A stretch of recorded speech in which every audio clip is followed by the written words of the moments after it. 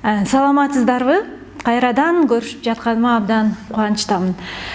Бүгүн мен кайрадан эле балдар темасына кайрылгым келет. Анткени эгер балдарыбыз биздин келечегибиз деп айтып келебиз буга чейин эле. Анан балдарыбыз менен иштесек, ата-энелер сөзсүз түрдө коомубуз акырындык менен оңолот. Анан биз дагы көп жакшы нерсеге үмүттөнүп жашасак болот эмеспи?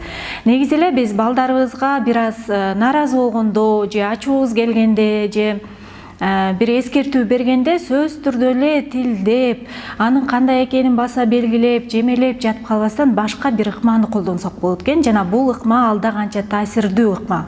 Бул эмне деп аталат? Орусчасы я послание деп аталат. Эгер кыргызча которсок, менин атыман жеке менден кеткен кабар десек да болот да. Бул кандайча? Мисалы, өзгөчө өспүрүм болуп калган кезде балдарыбыз бизге тон көтөрө баштайт, үндөрү коркулдап, бизге катуураак сүйлөп, эшикти тарс жаап калганда анан биздин реакциябыз кандай болот? Мен билем биздин реакция кандай болорун.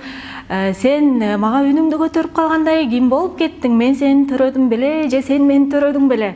Жана башка дагы кээде ачуу сөздөрдү да айтып жиберебиз. Бирок анын ордуна балага, өспүрүм баланы алыстатып албайлы десек, капа кылып албайлы, жан дүйнөсүн оорутуп албайлы десек, анын ордуна качан биздин үйдө үндү бийик көтөрүүдө таймашуу башталганда, көтөрүү боюнча таймашуу башталганы же биздин үйдө үн бийик көтөрүлгөндө мага негизи жага бербейт балам. Кел, мындан кийин биздин үй бүлөдө тек гана акырын тондо, биякта дүлөй адам жок, акырын эле сүйлөшөбүз жана акырын бири-бирибизге пикирлерибизди айтышабыз деп айтса, бул көбүрөөк таасирдүү болот.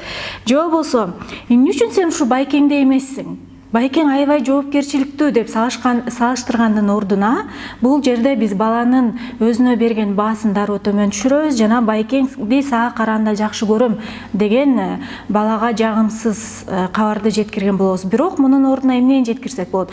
Көрдүңүздөр, биринчисинде да экинчисинде да сен деп кайрылдык да. Эми менин атыман кайрылам. Мен сен качан кечип келгенде, мен сен кечиккениңде аябай капа болом. Демек, сиз баланы айыптаган жоксуз, жемелеген жоксуз, сиз өзүңүздүн гана сезимдериңизди билдирип атасыз. Мен капа болом кечиккениңде. Же болбосо дагы бир, сен мени көргө жеткирмей болдуң деген да жаман сөзүбүз бар, адам деле болбой калдың деген. Бул дагы өтө өкүнүчтүү сөз. Баланын өмүр бою эсинде калат жана өмүр бою эгер чындыгында ата-эне менен бир нерсе болсо, өзүн күнөөлөп өтүшү да мүмкүн да. Анын ордуна сенин жүрүм турумуң мени аябай капа кылып жатат. Жүрөгүмдү оорутуп жатат балам. Жүрүм турумуң менен бир аз иштешсең, ушул жөнүндө ойлонсоң аябай жакшы болот эле, мен кубанат элем деп кайрадан эле сезимдериңизди, өзүңүздүн гана сезимдериңизди билдиресиз. Дагы бир мисал келтире кетели. Деги колуңан эмне келет? Ап келчи бери. Мен өзүм эле кыла коем. Бар, өз оокатыңды кыл деп тартып алган учурларыбыз да көп болот. Чыдабай кетип түшүнөм. Бирок ошол нерсенин ордуна кел балам, кел кызым, бул нерсени мындайча кылып көрбөйлү, кандай дейсиң? Экөөлөп кылып көрөлү, анан кайра сен өз алдыңча аракет кылып көрөсүң деген ыкманы колдонсок, бул дагы балдарыбызга абдан таасирдүү, пайдалуу болмок. Балитсиң, өтө эле кирсиң деген ордуна үйгө келгенде полдун таза экенин көрүп, үйдүн жыйналуу экенин көрүп аябай кубандым. Бир-эки жолу аракет кылганын көрүп баса белгилеп койсоңуз, ал кийинкиде дагы сизди кубандырганга аракет кылат. Андан эмесе ушул күндөн баштап келиңиздер мен деген нерсе, сенди таштап, мен деген кабар менен жеткиргенге аракет кылабыз балдарыбызды тарбиялоодо.